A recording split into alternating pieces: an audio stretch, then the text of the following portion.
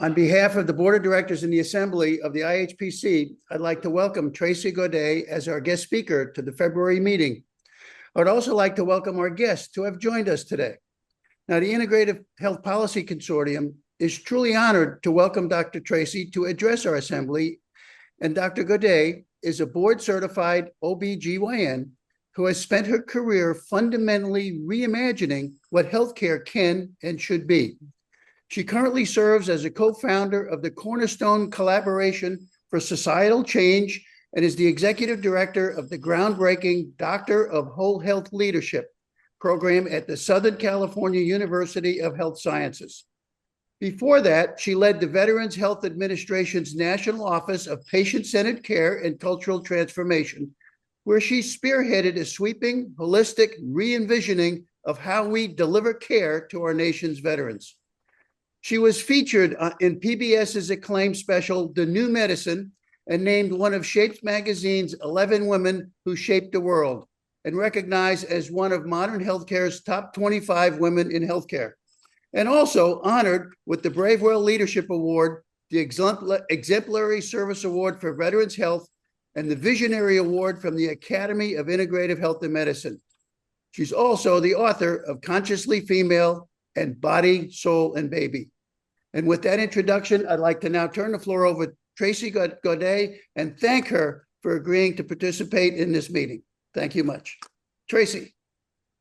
Thank you so much, Steve. And I just feel like this is a special occasion because I'm among so many colleagues and friends.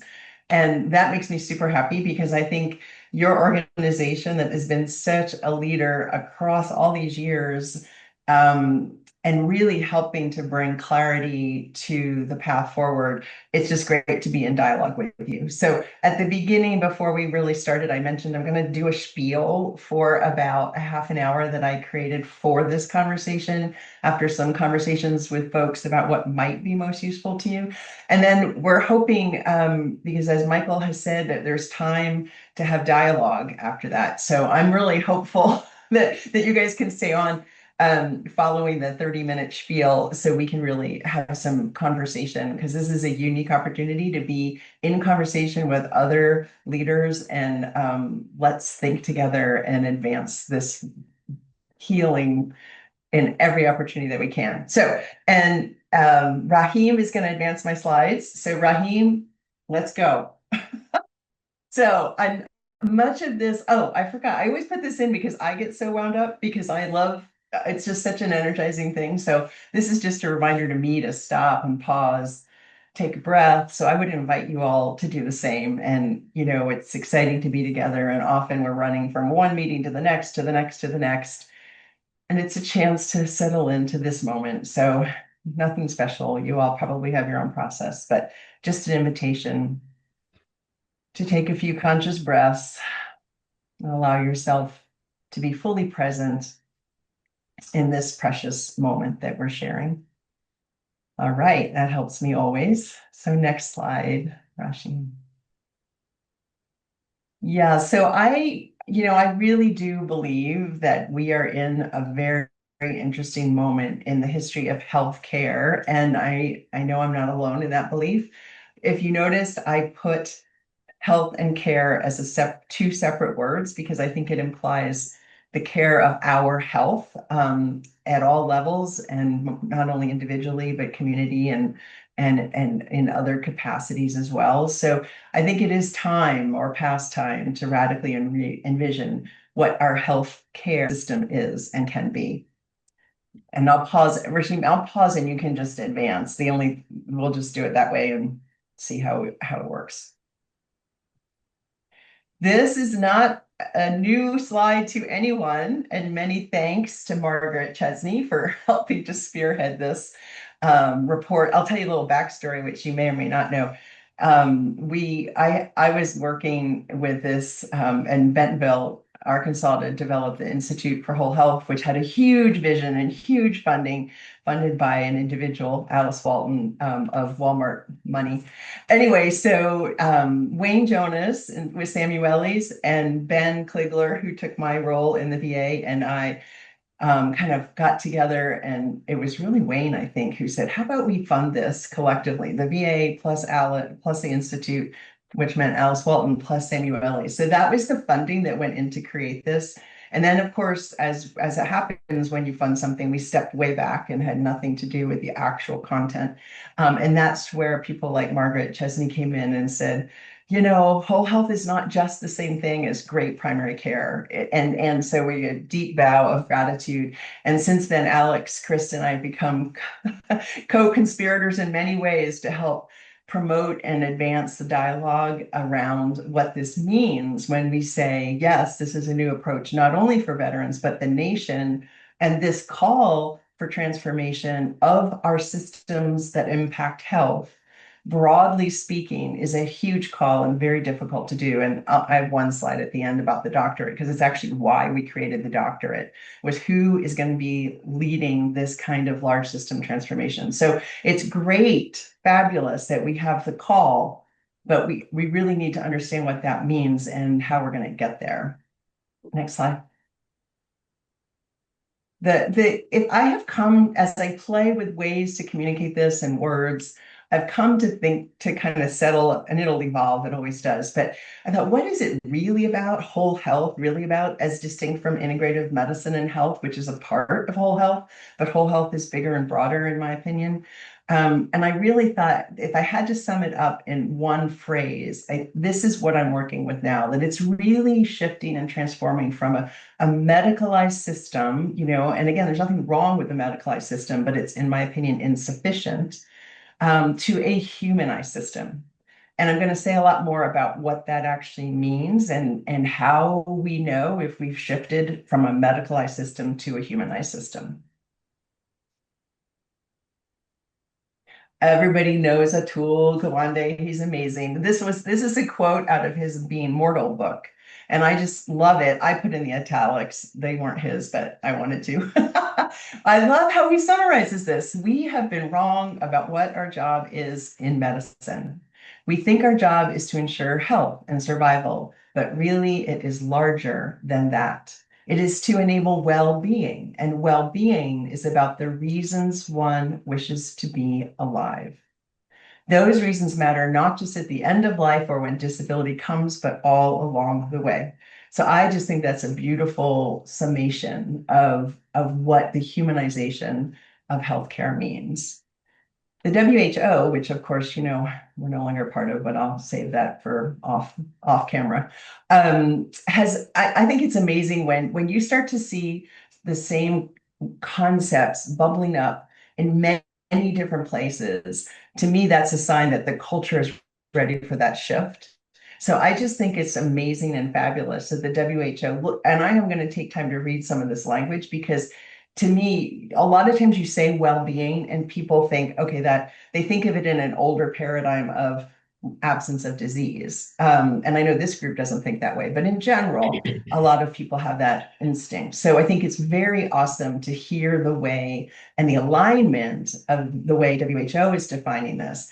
Well-being is a completely different mindset. How do we give purpose in life and meaning in life? Because this is what well-being means. So very much aligned with what we're talking about. Health promotion is enabling people to take control. So equipping them, empowering them to take control and improve their health. And this is interesting. We are in a perma crisis. What unites us? The health of our souls, a sense of belonging. We need whole of society approaches, and the compass is well-being. So I love that, again, meaning and purpose keeps surfacing, and feeling connected and belonging keeps surfacing. So this is very exciting to me. Then the issue becomes how do we do it, which I'm going to spend most of the rest of the time talking about, because it sounds great conceptually, but this is a massive system transformation, because this is not what our current paradigm is set. That's what really makes me happy. Like, how do you operationalize it?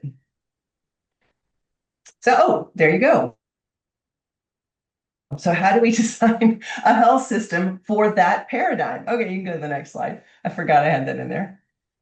It says I'm unstable. Am I coming across? I am unstable. But is my internet unstable? Am I working okay? I can come off camera. I can hear you just fine. There was a little blip, but it caught up for me. Okay. Oh, okay. Give me a heads up if it gets, I mean, it shouldn't. I'm usually fine, but if anything, if I start to not come across well, I'll go off Okay, camera. sounds good. Okay. Okay, Michael, I'll look for you to do that. Okay. So the bottom line with after, and I give some more of the background in the data, but the bottom line after taking the beauty of the work in the VA was that we were able to work at a system level and we were able to take on the question of, okay, if we want that vision, how do you operationalize it at a systems level? So not just one-on-one in a clinical encounter, but how do you realign the core competencies and the core capabilities of a system so it's actually designed to deliver that, because the current one isn't. So through 15 plus years of early innovation and research and development that evolved over time, these are the core competencies that the VA created through the frontline people doing the hard work, and really the essence of starting with meaning and purpose, not just chief complaint, not just the problem. Of course, we're going to deal with that. This isn't instead of that, but this is bigger and broader. And then quickly we learned that after trying to do that in a clinic encounter, when you're also dealing with a problem list a mile long and et cetera, that just trying to shove that conversation, what matters most to you in your life, what brings you a sense of meaning and purpose, these are big, big questions. And you don't want people answering them superficially. So quickly learned, which should have been obvious, that that doing this in a clinic encounter only was not ideal. So over time, as most of you know, this evolved to be a peer-led strategy, predominantly peer-led, also health coaches, et cetera, but really training peers to lead groups in a program we called Taking Charge of My Life and Health. We've now evolved it. It's called Living Whole Health, to really explore this deeply, what matters most to you. And what happens when that is explored in a deep way, and prior to the life event, like a cancer diagnosis that often causes people to reflect on that then people become really intrinsically motivated because now they want their health for what matters most to them. And now they're engaged in a different way. So that meaning and purpose informs all aspects of whole health. The empower piece is led by peers.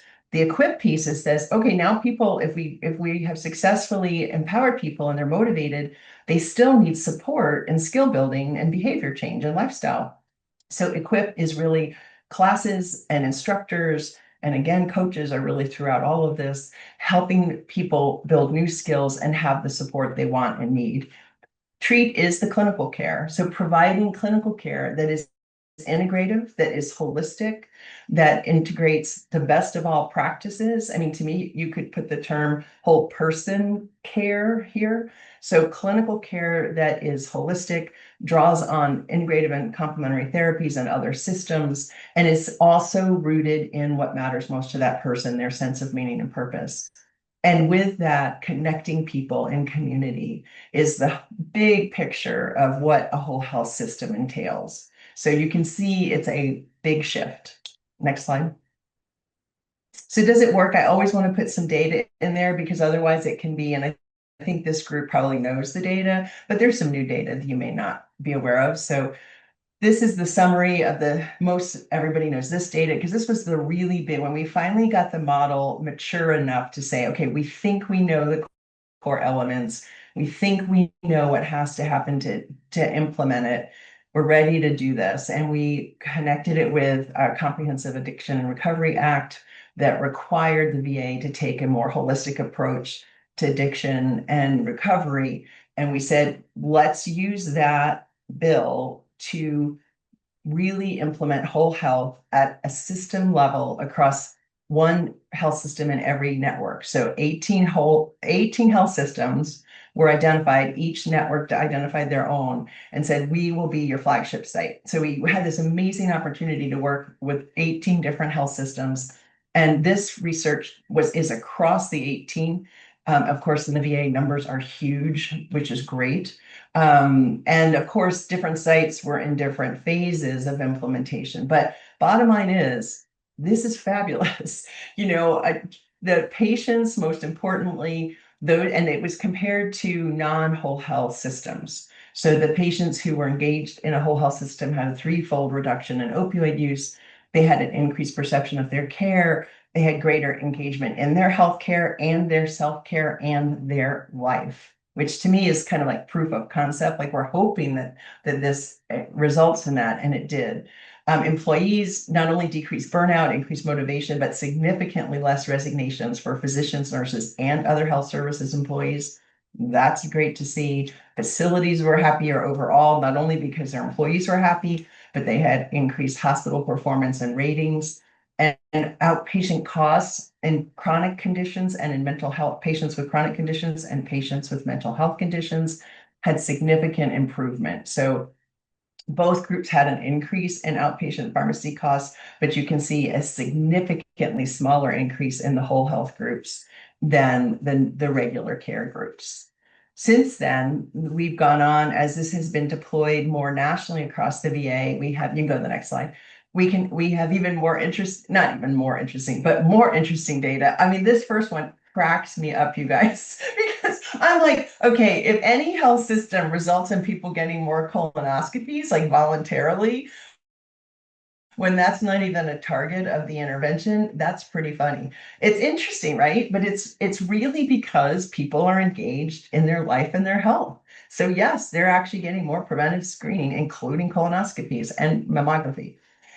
For patients who have diabetes compared to non-whole health, significant improvement in their diabetic control based on hemoglobin A1C and blood pressure. And now about 45% of veterans are now engaged in whole health across the VA system. And not that I don't want to make this sound like we have done it all and it's all perfectly deployed. It's not, but it's success in terms of shifting the dominant paradigm. I love this data. This was out of the Salt Lake City VA.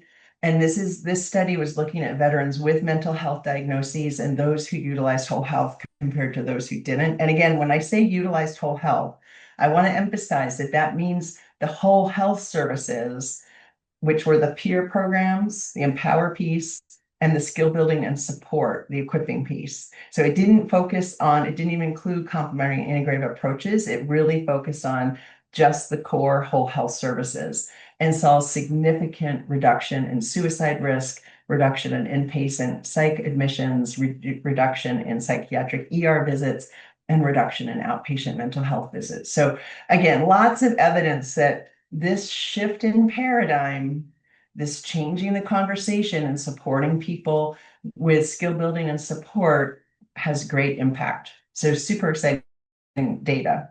Let's see what's next. Oh yes. So this is not a new conversation. One of the things I'm emphasizing these days, because you guys know everybody's using the term whole health now. Like you hear it in dentistry, you hear it in veterinary medicine. I mean, everywhere I look, it's whole health this, whole health that. And that's a challenge. I mean, on one hand, that's nice because it says, okay, that term is resonating with the culture at large. The challenge is it becomes diluted and nobody has fidelity to the model anymore and nothing really changes. So that's the dark side of everybody's using the term, is that it loses, it no longer has fidelity to the model that was created, which if we want those outcomes, if we want to change outcomes, then we have to pay attention to the fidelity of the model. So one of my big messages is we really need to get the terms right. And the good news is, and I'll go into that in a second, there's no conflict with the terms when I really pause and look at them. Well, what do we mean by integrative health and medicine? What do we mean by whole person health? And I'm going to talk about that. And the nice thing is there's no conflict, I don't think, among what those things are, but there is a lot of confusion and lack of clarity. So one of the things I'm happy about talking to this group, which is a group of leaders and thought leaders, and that we can help disseminate the distinctions. So next slide.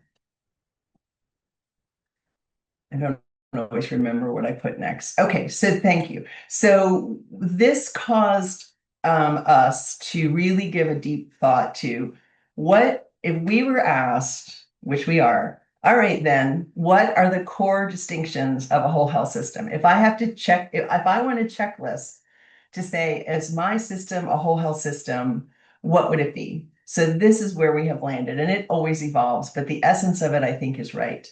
That Donella Meadows, who is wonderful, she wrote my favorite book on systems, thinking in systems. She's no longer living, but her work carries on through MIT and a bunch of those folks. But her one-liner about how do you know if a system has actually been transformed is if the purpose of the system has changed. So that's how you can distinguish between, are we doing improvement, which is important, of the current dominant paradigm, which is important but not sufficient, in my opinion. We've tried doing that for a very long time. Or have we really transformed the system? You know it's transformed when the purpose of healthcare has changed. So when the purpose becomes not only to diagnose and treat disease, it's not like we're not doing that anymore, but the primary purpose of health care becomes to optimize health and healing so that people can live their most meaningful lives. That is a different purpose. So point number one, if you're a whole health system, that's your purpose. That point number two, you have an approach. Yes, Danelle knows. You have an approach that includes the things we talked about. We have to have a core capacity to help empower people. Now, we did it through peer programs. There's a lot of ways to do it. The how you do it doesn't matter, but that the system has a core competency in helping people focus on meaning and purpose and creating intrinsic motivation is one of the approaches that has to exist. In addition, there has to be skill building and support that addresses self-care and behavior change. A lot of times that can be done with many existing programs. I mean, YMCAs have great programs. I mean, many, many places have great programs for skill building and support, but they're not integrated into the system. They're just kind of one-offs and they're not built into an approach. The third is holistic clinical care that aligns with the person's purpose. So those are the three things we already talked about. And what happens in this then is the locus of control really does shift from a medicalized expert model. I tell you, you need to do X, Y, and Z. Now, my medical opinion should inform the decisions, but it shifts it to a humanized approach. So from a reactive expert model to a proactive one that really does align with what matters most to the person. What happens with that too is you can see that the locus of control starts to shift into communities, not clinics. Like, where do you live and work and play and go to school? It's in your communities. It's not in the clinic. So the locus of control even shifts to the clinics, where I could see a day where hospitals are only three things: emergency rooms, ORs, and ICUs, and the rest is happening in the community. So the next slide is the one we're going to do, Rahim, one click at a time. So hold on, I have to give my little spiel and then I'll tell you when to click. So I wanted to make this real. So I'm sharing three real patients' stories to illustrate these different things: the purpose of healthcare, the approach, and the locus of control. So you can make your first click here. So in a system, in the current paradigm, the current system, which is predominantly problem-based, that's hard to say. My three patients, I did change their names except for one: Diana, Ron, and Marcus. So Diana is the first patient who, medically had morbid obesity. And to summarize this, oversimplify it, our goal was to reduce her BMI.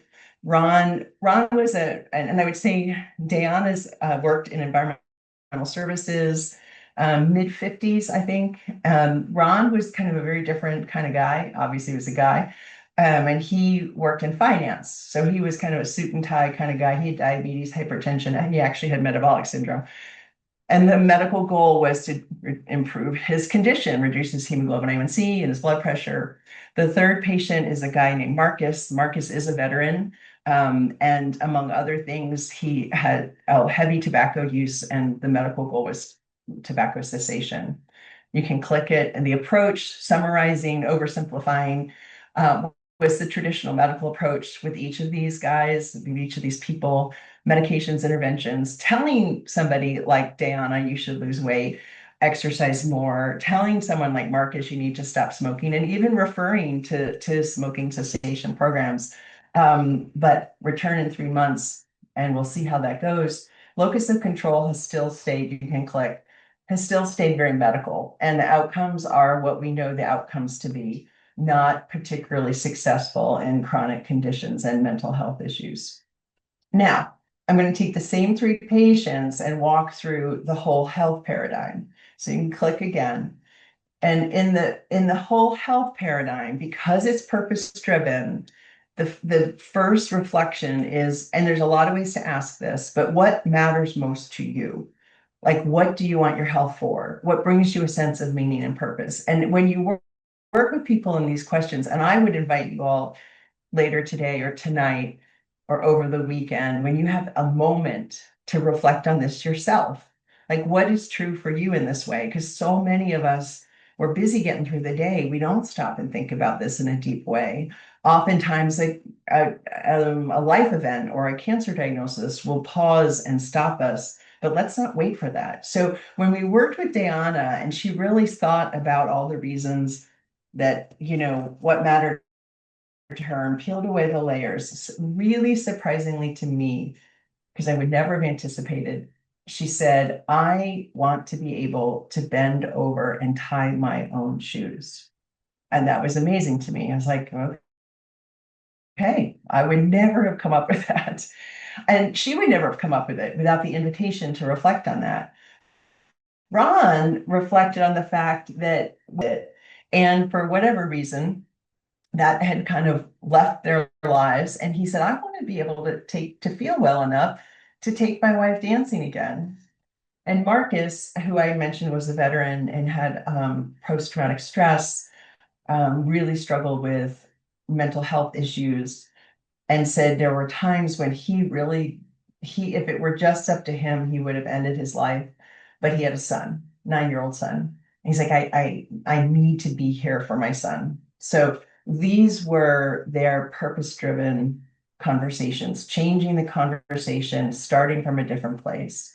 The approach then, you can click, which is always interesting when you're medically trained and you're like, the approach should be tobacco cessation or weight loss or whatever. Part of this model is starting with where the person is ready to start. And it's, good if behavior change. This isn't surprising, but I wasn't trained in that. The medical model is no, do the biggest impact thing. Well, not in this approach. So Diana, still knowing she needed to lose weight, when she did the health reflection tool and went through the areas of self-care, she said, the thing that is most unhealthy in my life are my relationships. And I am in one relationship and it's really toxic and I want to start there. All right. Ron said, he's much more linear, finance guy. He said, well, if I want to start taking my wife dancing again, I need to start with dancing lessons with her. So they started with dancing lessons. And Marcus said, remembered a time before he was in the war when he loved to do Tai Chi. And he said, I think I'll start with Tai Chi. And these people went through their journey from these starting points. The next click is the locus of control and how this turned out for them. And these are accurate stories with real outcomes. So Diana, who, if you ask her what mattered to her about this approach, the only thing she talks about is that she can now bend over and tie her shoes. And she has to be prompted to remember to tell you that, oh yeah, she lost 70 pounds. I'm not kidding you. I mean, it gives me chills every time I tell it.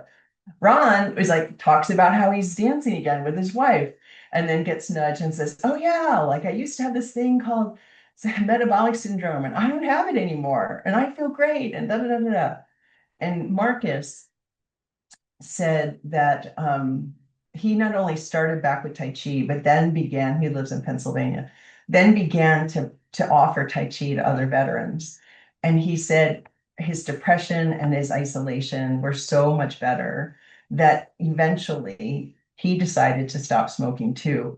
What he shared with us, however, was when he would go into the VA, and because people were doing what they were trained to do, they'd say, you're a smoker, you need to stop smoking. And he said, you have no idea how many times a cigarette was the only thing between me and pulling the trigger. And nobody knew that. And if one more person told me to quit smoking, I was never going to come back.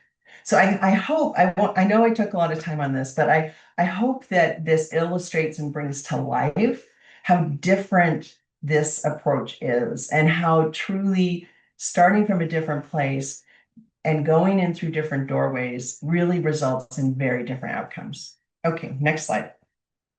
So just briefly, I do want to get clear about the terms, because as I said, I don't think there's any conflict. I think there's just confusion. And I've had a lot of conversations with people on this call about this. So let's see. Yeah, thank you. So integrative health and medicine, or medicine and health, this is the definition off of the consortium's website. We actually wrote this definition like in 1999. It was so cool when I saw it on there. And it's, I'm not going to read the whole thing, but it is, I think, what you would expect it to be. Integrative medicine health is about the relationship. It's about integrating not only complementary integrative health, but lifestyle approaches, all healthcare professionals and disciplines that can help people achieve optimal health. And I think that's a great definition. I think now people are using whole person health. I think that's a good definition of whole person health. Excuse me. Next slide. I think I have NIH next. Yeah, NIH uses whole person health to describe their research focus. And the next slide shows us the illustration of how they describe this. This was from Alain when she was still there, but she was explaining why they use whole person health. And that middle section that she has highlighted, she's like, our research is focused on the person. It's not focused on the broader systems in the community, et cetera. It is focused, and it's not even focused on the transformation of health, of the healthcare system. It's focused on the person, the research, which is great. There's no problem with this, but it's not a synonym for whole health. It's focused on organs and physiologic system level function. And she's clear about that. It's also why I think clinical care that's holistic can certainly say we're whole person healthcare. We are doing that model, we're focused on the person. It is not a synonym for the system change of whole health. Next slide. And then national academies, I wanted to talk about national academies because national academies did choose the term whole health, and they do define it in a very broad system way. Physical, behavior, spiritual, socioeconomic well-being is defined by individuals, families, and communities. So you can see the breadth here. And it aligns with the person's life, mission, aspiration, and purpose. So keeping it very grounded in what I've just been talking about.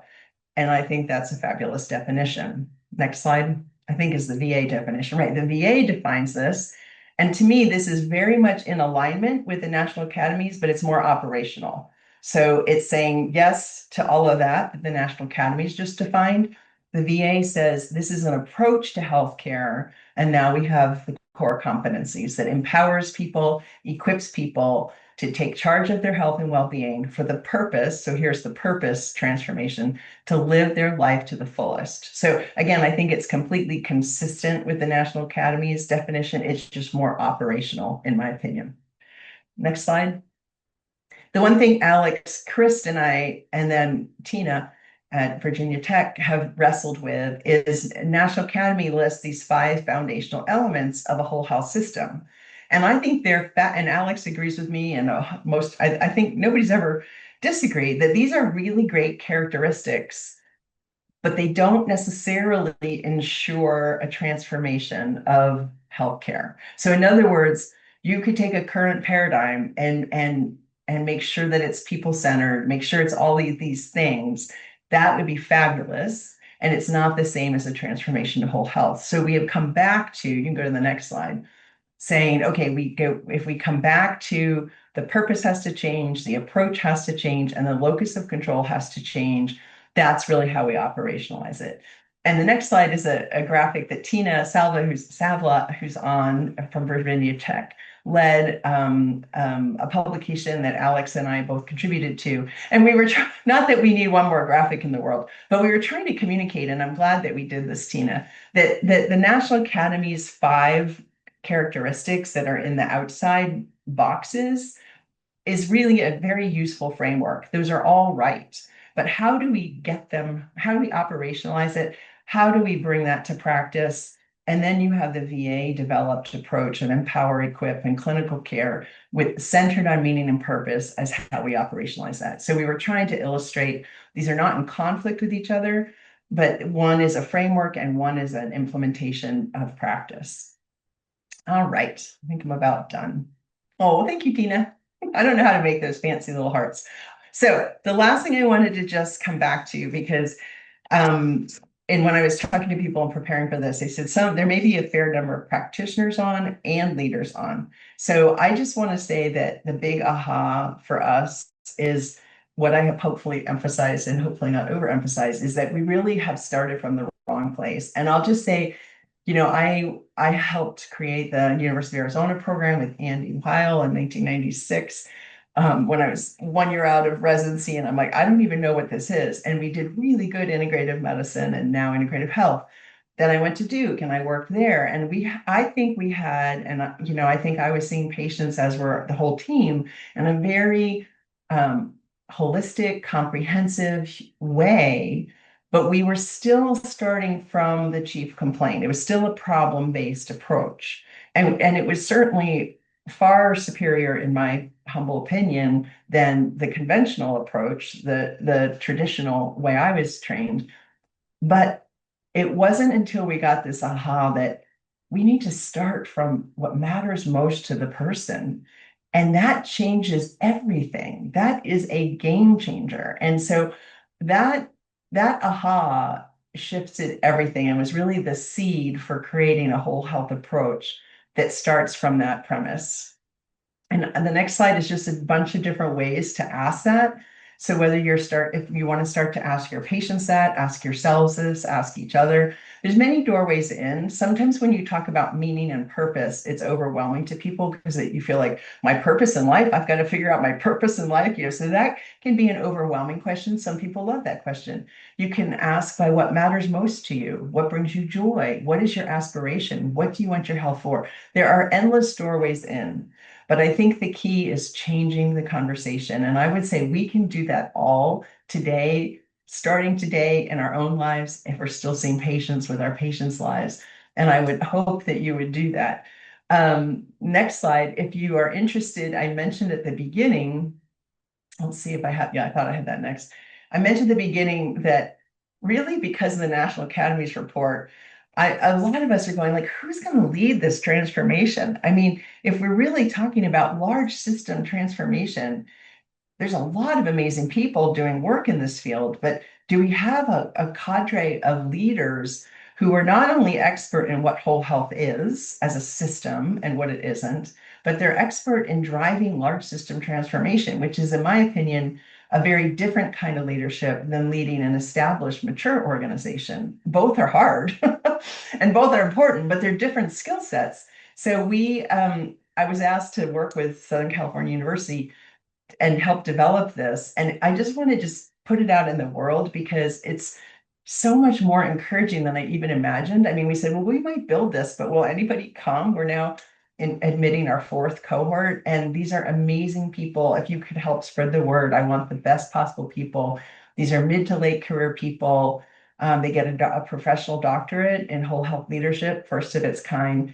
And it has exceeded our expectations, honestly, because of the people who are showing up. So I did want to share that. And then I'm going to close with my Imagine a Day. If you've heard me speak, you might have heard me say this, but this is my vision that I love to share. So there's a few of these slides. Imagine a day when the job of healthcare is to help people explore their sense of meaning and purpose and address all aspects of their health and well-being so they can live their most meaningful lives.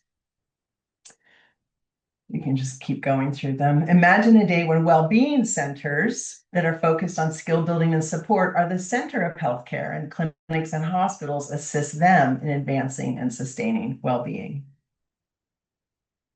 Imagine a day when peer groups that support people in living whole health are present in every community. I keep thinking, we have AA groups in every community. Why can't we have whole health groups? Imagine a day when whole health is integrated into neighborhood life, into schools, workplaces, and is accessible to all people in all communities.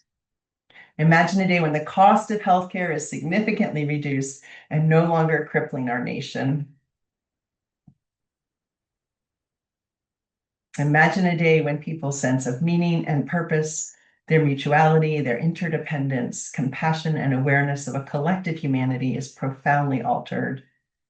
And my last one, imagine a day when this transformation in social consciousness results in quantum leap and health and well-being. And the next slide just says, and oh yeah, by the way, clinical outcomes improve and costs decrease. So that is the end of what I wanted to share.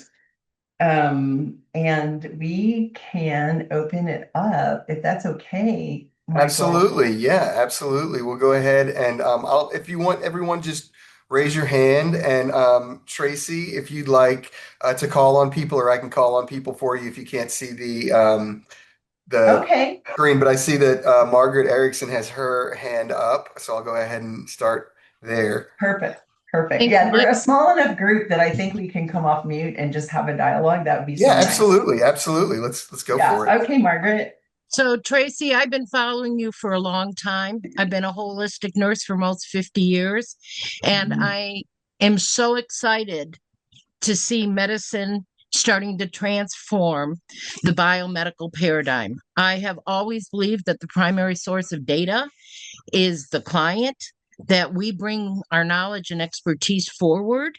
Having worked in a VA system, both in Ann Arbor, Michigan, and in Hot Springs, South Dakota, one of the questions I have, and I have been following through colleagues that are doing the work that you led, but I'm also asking from a personal experience, is how have you gotten the medical um, physicians mainly on board with changing from I run the show, I tell you what Yeah. to do it, how to do it, where to do it, and if you don't, you're non-compliant, to embracing and empowering the individual. How have you Yeah, how has Margaret. that worked?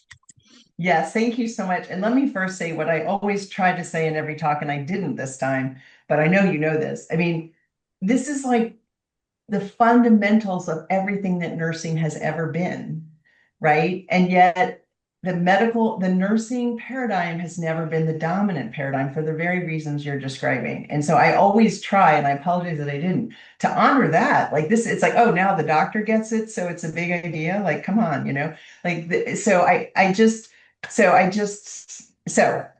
want to acknowledge that. And I think one of the things that I think is essential in trying to drive transformation, and I was obsessed with this in the VA, and in a way, it was good I wasn't from the VA because I didn't know what I was supposed to do, because somebody said to me, well, you're in central office, that's headquarters. You can just write, you can just tell people what they have to do, and like, you can't, you can't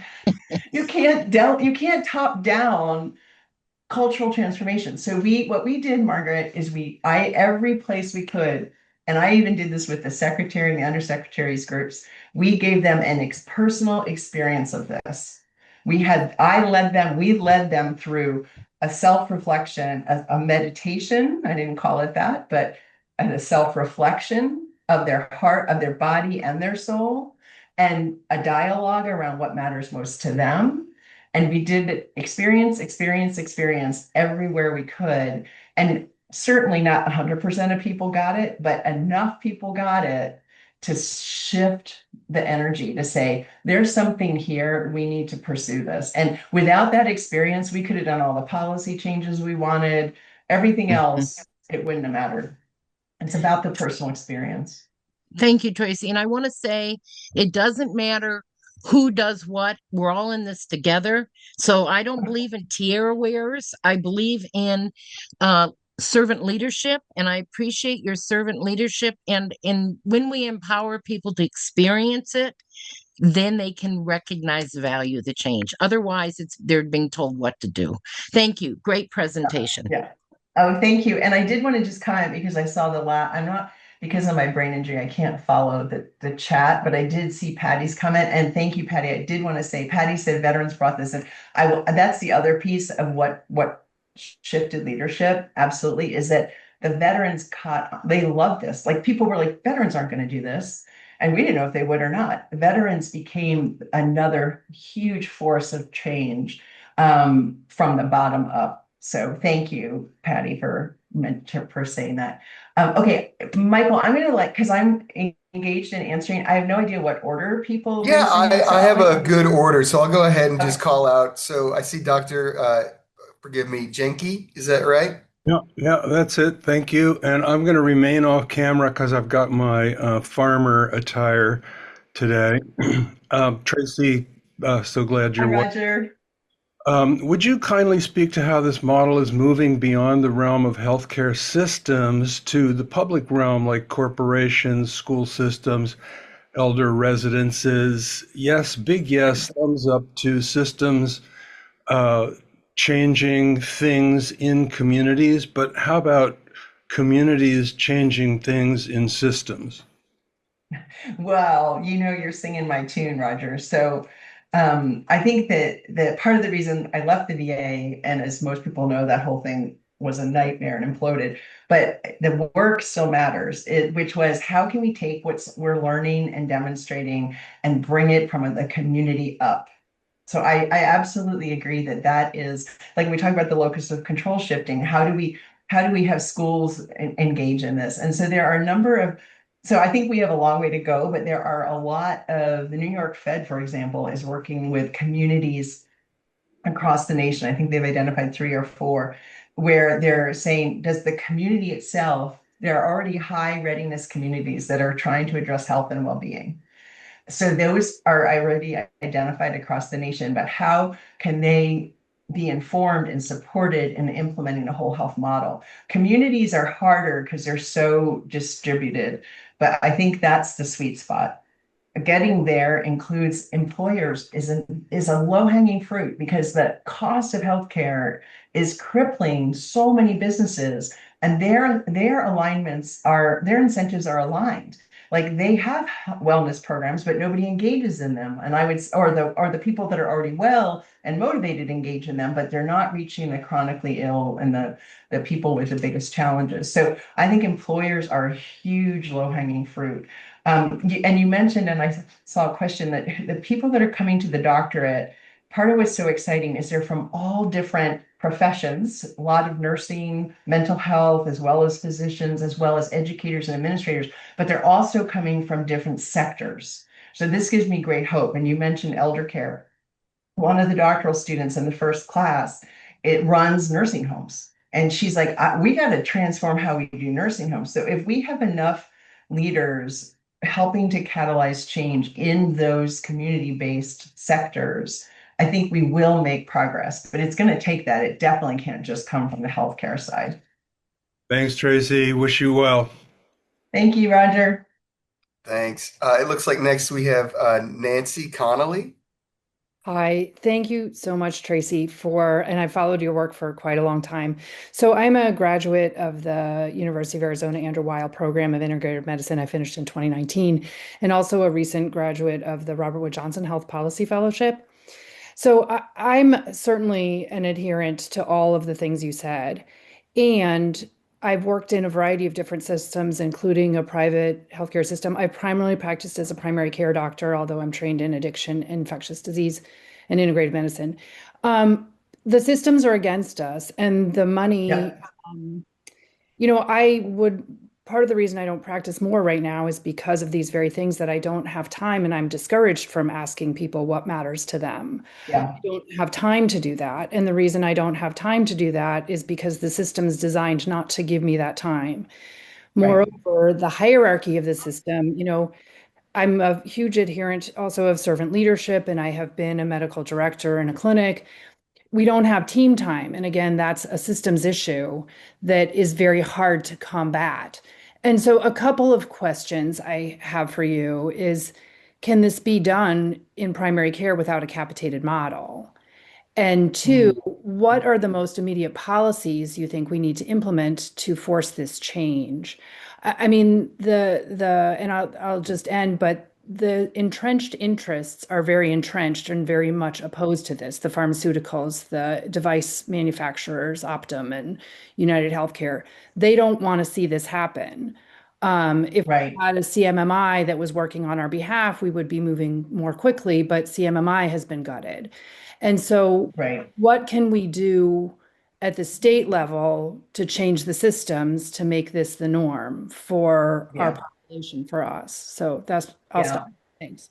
And no, that's fine. And you guys, I would also say, I know it's customary to ask me questions. You guys think about your leaders, and you've thought so much about this that I want to learn from you. Like I'm not, so I'll say a little bit, but then I'd love to turn it back to you, Nancy, because I think you've thought a lot more about some of those very questions than I have. Because my answer may not be very encouraging, because of the very things that you're saying. I think healthcare as the driver for this change is the least likely to have a huge impact. I mean, I am of that system, but for all the reasons that you have said, and this policy group, I'm like, I want you guys to like tell me, like, what can we do from a policy side to really impact change? But I don't think I know we can't give up, but I think that it is what you're describing is why, okay, if you have peer groups and empower groups that are in the churches and in the Ys and in the employers and in the schools, and then the well-being programs of skill building and support are in the communities, you can see how that could be, is it Buckminster who says, don't change the old system, just make a new one that makes the old system extinct. It's kind of like that. That's an effective strategy. It doesn't help the primary care provider, right? It does. I mean, downstream it does. What the VA's found is like the patients that were engaged in whole health made the job of the primary care providers easier and more fulfilling. But it's not addressing the issues that you've described. So can I turn it back to you? Because I bet you have thought a lot about this. Yeah, and I spent a lot of my life thinking about this, and doctors need this. And when I see people my age, myself included, retiring from the practice, that hurts Yeah. everyone. And it's heartbreaking to see good, caring doctors leaving because they can't practice in a way that's the right way for their patients. We know how to Yeah. work hard, but we're asking to do the wrong work. And so, I mean, one of the things I'd love the group to talk about from the policy perspective, we need to move the money to this. And one of the things that I've sort of been ruminating on, I can't say working terribly hard on, is getting state Medicaid money moving in this direction, moving it away from corporate managed care. I mean, that could get me in trouble. Corporate managed care hates this idea. They would lose a ton of money. But Mhm. we need the organizations like our states and our counties and our cities who care about the cost of care. The corporate healthcare is making a lot of money. They don't really care that it's costing a lot because they're making a lot. And the Right. more it costs, the more they make. But our cities and our counties and our states and Medicare, they care about the cost. And our patients, obviously, we care about the cost. So move the decision making to the state. Don't have the states contract, but have them do it. States don't love that idea because it would involve an expertise change. So I don't want to take up too much time, but I'd love to work with other people who are interested in working on these kinds of policy changes. And I have some insight into it. So thanks. Awesome, Nancy. Thank you so much. And I appreciate learning from you guys. Yeah, thanks so much, Nancy, and you've certainly found yourself in good company. We'll go ahead and go to Christine now. Yeah, hi, Tracy. Thank you so much. I'm gonna back out a little bit and ask you a model question. But the first thing I want to say is what I really appreciate is how much you, as a presenter, embody the whole health model, and sort of the systems approach to your thinking, as well as I can really feel how you blow up hierarchical thinking in the way that you Thank you. present. And that it's really, really powerful and refreshing as well, especially somebody I'm not a licensed medical provider. So from that perspective, it was extremely relatable, and I really appreciate that. The reason I am a models person. And so one of the questions that kept coming up for me during your presentation is why the concept of identity is not woven into meaning and purpose. And I could see what you were talking about with the experience, that you wanted people to have to experiences, but without a sense of self, like Richard Schwartz kind of self, internal family systems, very difficult to land on meaning and purpose. So I kind of want to know how the model addresses that. Oh, I'm laughing, Christine, because this past week, somebody on our team said, we have to start talking about identity. And and when I said this is evolving, I'm telling you this is evolving. And I think what's evolving And that's why I love being in dialogue with everyone, because these are big, that core. I mean, I feel very clear just from watching and experiencing and listening that yes, changing the conversation is the big key thing. How we do that, I don't think we haven't really figured that out. You know, there's many doorways in.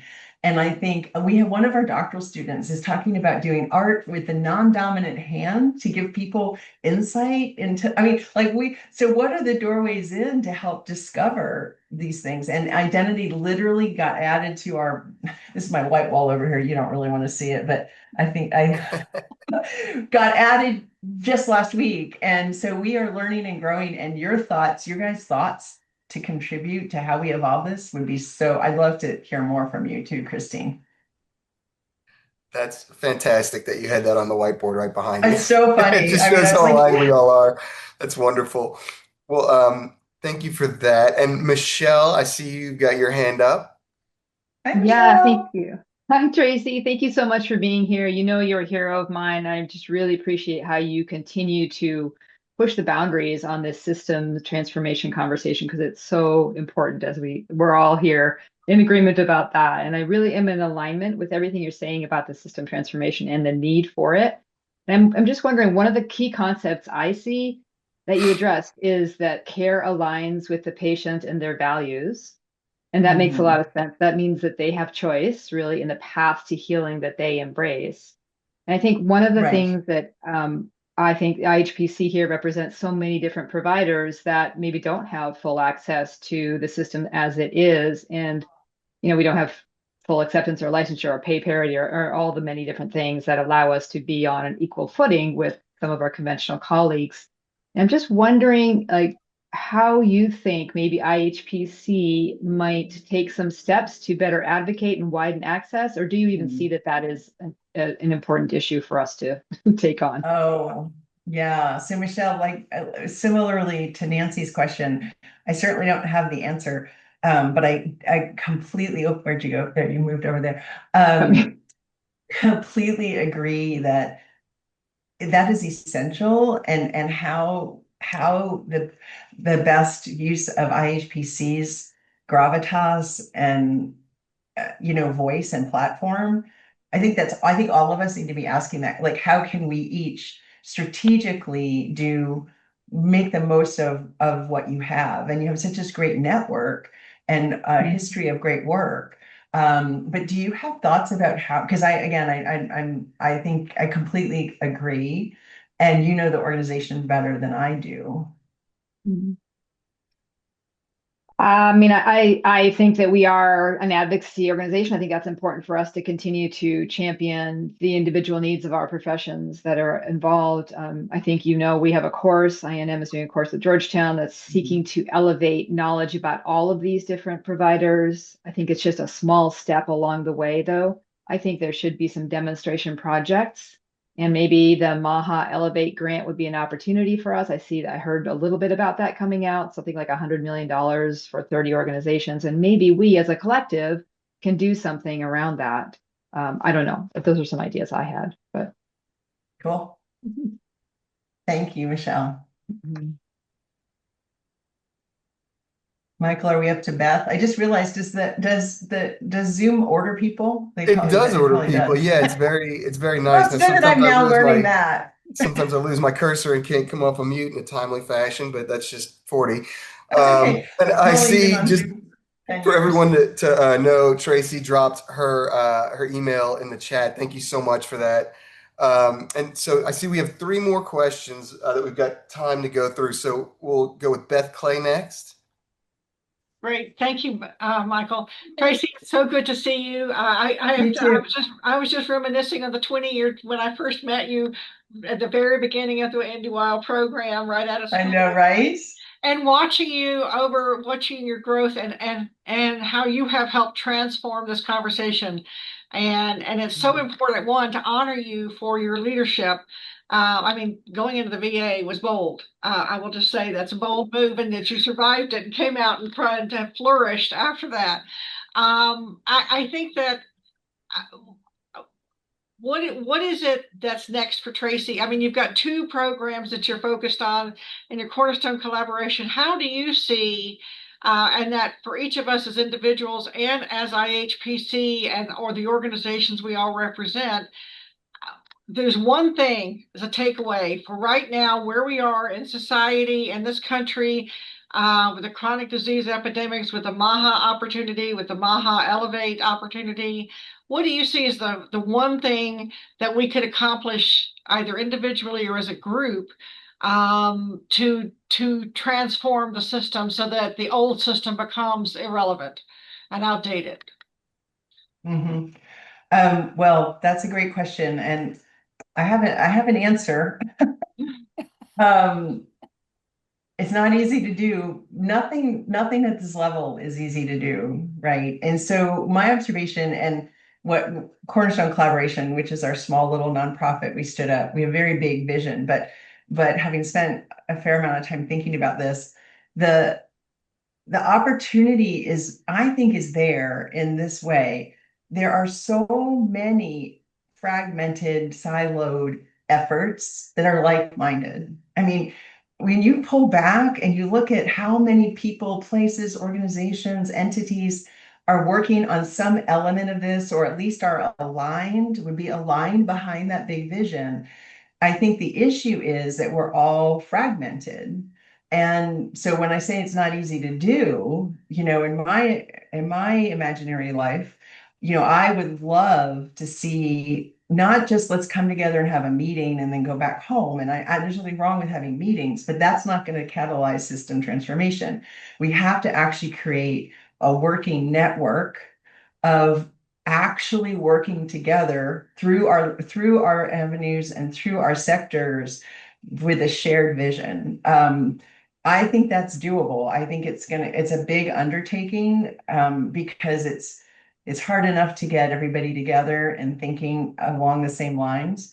But I think it's really feasible to create, if you have a shared experience first, I believe strongly in that people need deep human relationships if they're really going to do the hard work of system transformation. But then you can do a lot remotely with ongoing networks and really working to demonstrate, really circling back to what Roger was saying, demonstrating at a community level how do these things integrate? How do they come together? How can we provide living laboratories? I'm a huge fan of go ugly, go early, man. You have an idea, you're not sure it's going to work, try it out. And as long as we're networked and we're all learning from each other and the collective is growing and learning and evolving, and that's sort of what we did in the VA. We had all these different sites of innovation, all doing different things, but we created a living network and community where people were sharing what was working, sharing what wasn't, really learning and evolving something together. Very hard to do, but it is doable. And I just think, I mean, that's a long-winded answer. I'm sorry, but it's a big question. Of course, Beth, you asked me the big question. No, I just want to follow up with that. Is like IHPC, I think I'd like to ask, I'm going to be bold and ask if maybe the IHPC forms a working group along with our partners and your organization and the Samueli and others, who have already been a part of this very long journey that we've all been on. I mean, the 20 plus years of the systems transformation.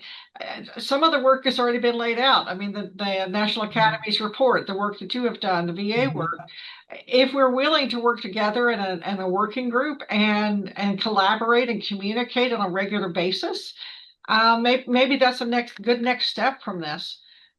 Mhm. Thank you, Beth. I mean, I really believe that in silos, we won't do it, but we have an opportunity, I think. It's not easy, but we're It's a great, motivated. great point. Absolutely.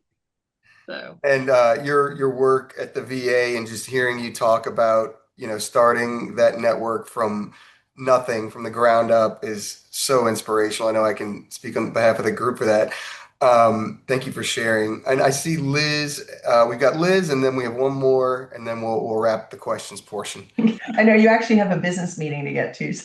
Yeah, but this is so enriching. This is great. Wouldn't want to do anything else with the time. So go ahead, Liz, we got you here. Hi, my name's Liz. I'm a nurse, a second career nurse, and I went through the Duke program just after you left. Oh, great. I'm a health coach through Duke, and then I went on because I worked in the hospital. I felt that wasn't enough, and then I became a health coach, and I felt like that wasn't enough. So I went on became a nurse practitioner, and so I've done a lot of work like independently. And I know like the focus of your work is more systems related, but I was wondering if you had any advice for someone working, in the whole health model as an independent person out in the community, because the history of nursing, also nurses were out in the community. So I feel like that fits a lot with the whole model. So I wondered if you had any advice or Yeah, I have some thoughts on that, Liz. Thank you. One of the things, and I saw like Nancy's question. So the doctoral program, there's a reason I'm bringing this up, is with Southern California University, Health Sciences. And the reason I started working with them is they're really innovative and open to ideas. And if something seems hard and can't be done, they say, well, why not? So in that vein, Liz, we've really thought about the fact, we've asked the question you're asking. And not like we have the answer, because never do we have the answer, but part of an answer really, and it's interesting with your background, if you could follow up with me. And you guys, I'm notoriously horrible with email, so don't give up on me. Just ask poor Michelle. Don't give up on me, or Tina. Just keep emailing. But anyway, because one of the thoughts that we had is health. I think that health coaches, and I would explain that as a health coach who's trained in whole health and whole health systems at a working level, can be a huge catalyst for change. So we're actually creating a short certificate for people that are already health coaches in how do you drive in that job, in the role, how can you be a change agent in advancing this system?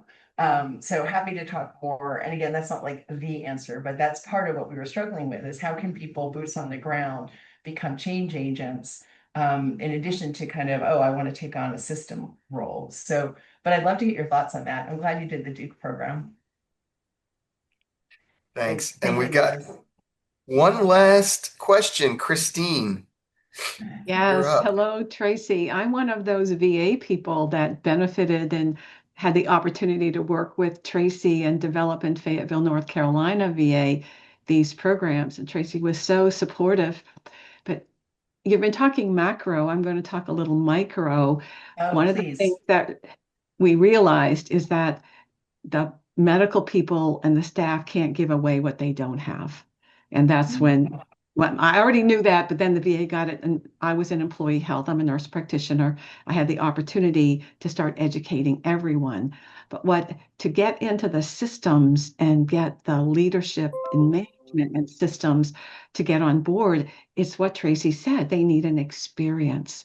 So my supervisor had me develop, we just called it Core 4, and I took basic elements of whole health. Awesome. And I would ask, and managers would invite me in, and that therefore they're inviting me in, they're going to make the time for their people. And I would ask, were there any particular needs so I could do a focus?